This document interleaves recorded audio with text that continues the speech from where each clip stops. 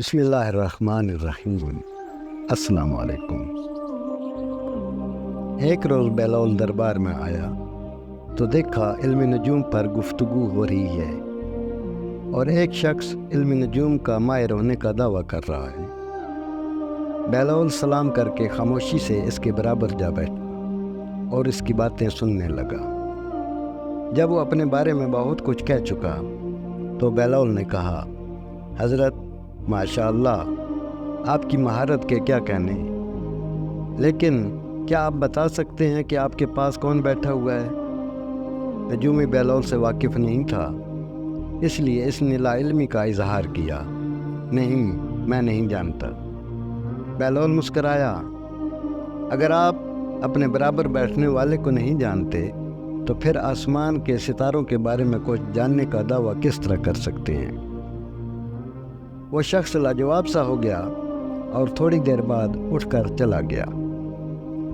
دربار ابھی منعقد تھا کہ حاجب نے صدا دی کہ کوئی سیاح حاضر خدمت ہونا چاہتا ہے۔ ہارون نے اجازت دی۔ وہ آیا اور ہارون کو تعظیم دی۔ ہارون نے اس سے مختلف ملکوں کے بارے میں سوالات کیے جہاں جہاں وہ جا چکا تھا۔ وہ گفتگو کے فن میں ماہر تھا۔ اس نے مختلف ملکوں کی پیداوار، جواہرات اور مصنوعات کے بارے میں تفصیلی طور پر بتایا اور ہندوستان کا تذکرہ کرتے ہوئے بولا، علی جا، ہندوستان ایک عجیب جادو نگری ہے، وہاں علم و حکمت کا بڑا شعرہ ہے۔ شاید میری بات پر آپ کو یقین نہ آئے کہ ہندوستان میں ایسی معجون بنائی جاتی ہے جس کے باقاعدہ استعمال سے انسان میں جوانی کی قوت اثر نو بحال ہو جاتی ہے۔ اگر 60 سال کا بوڑھا وہ معجون استعمال کرے تو خود کو 20 برس تک جوان پائے گا۔ کمال ہے، اس علاقے میں طب کے ایسے معجزے بھی ملتے ہیں، ہارون نے تعجب سے کہا۔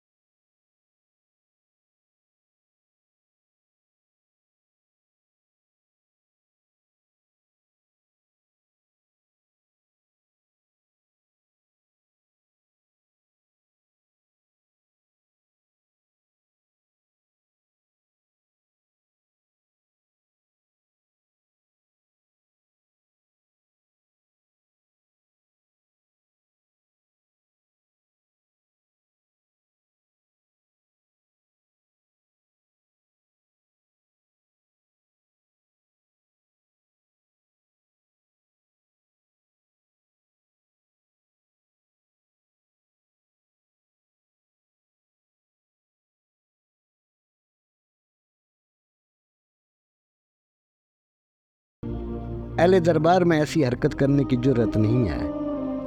اللہ تعالیٰ نے ہر حال میں جان بچانے کا حکم دیا ہے۔ بیلول نے چپکے سے کہا۔ بتاؤ اس پر کتنا خرچ اٹھے گا؟ ہارون نے استفسار کیا۔ علی جا، اس کے لیے 50,000 دینار درکار ہوں گے، سیاح نے بتایا۔ رقم دے دی جائے، ہارون نے خزانچی کو حکم دیا۔ خزانچی نے اس کو رقم دے دی اور وہ روانہ ہو گیا۔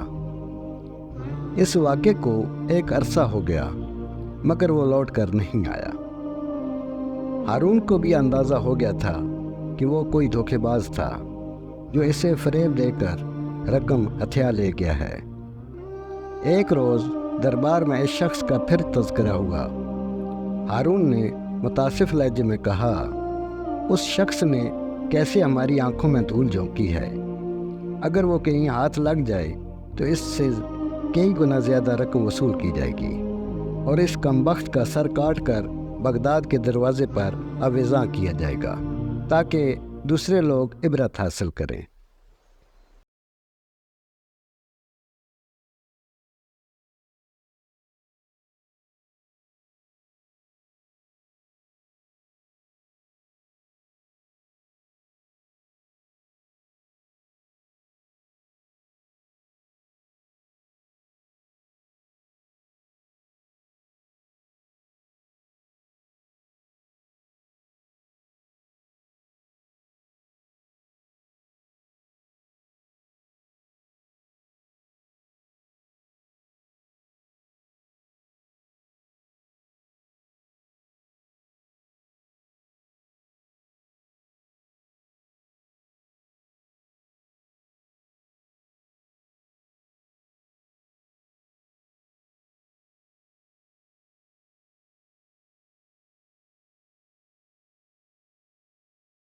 ارے ارے پکڑو اس چوٹی بلی کو پکڑو، ظالم میرا 2 من کا مرغا لے کر بھاگے جاتی ہے، ارے کوئی میری مدد کرو، اس بلی کو پکڑو، ہائے میرا نازوں کا پلا مرغ، ارے یہ پورے 2 من کا ہے۔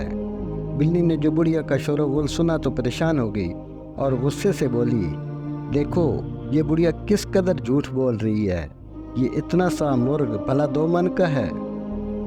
اتفاقاً ایک لومڑی قریب سے گزر رہی تھی، وہ بلی سے بولی، بہن تم کیوں پریشان ہوتی ہو، ذرا مرغے کو مجھے دو، میں ابھی تول کر بتا دیتی ہوں کہ یہ 2 من کا ہے یا نہیں۔ بلی نے مرغ لومڑی کو دے دیا، اس نے مرغ دبوچا اور یہ کہہ کر غائب ہو گئی کہ بہن بلی بڑھیا سے کہہ دینا اس کا مرغ 3 من کا ہے۔ ہارون اپنی ہنسی نہیں روک سکا، اہل دربار بھی مسکرانے لگے۔ ہارون بولا، بیلول تمہارے اس قصے نے ہماری افسردگی کو زائل کر دیا ہے۔